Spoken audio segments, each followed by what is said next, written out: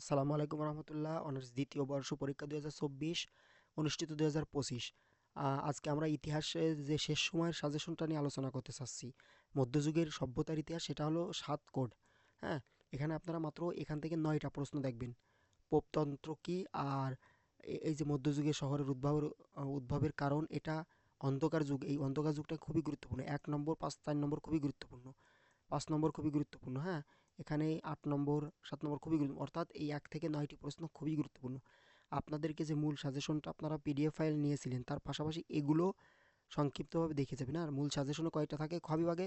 মূল সাজেশনে খ বিভাগে থাকে 15টা বা 14টা, এমনভাবে। এই যে দেখেন, এই যে দেওয়া হয়েছিল, যেটা এখানে দেওয়া হয়েছিল কয়টা, 10টি, আর অতিরিক্ত আছে আরও 5টি।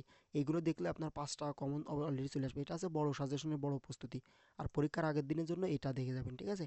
আর গ বিভাগের জন্য এই 8টি দেখবেন। এই 8টি দেখলে ইনশাল্লাহ এখান থেকে কমন চলে আসবে, ঠিক আছে?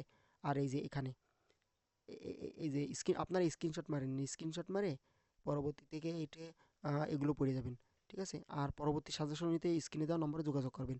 আর ক বিভাগের জন্য আপনাদেরকে যে পিডিএফ ফাইল দেওয়া হয়েছিল, এই যে এমনভাবে, এই পিডিএফ ফাইলগুলো আপনারা সংগ্রহ করতে পারেন, ঠিক আছে? ধন্যবাদ সবাইকে।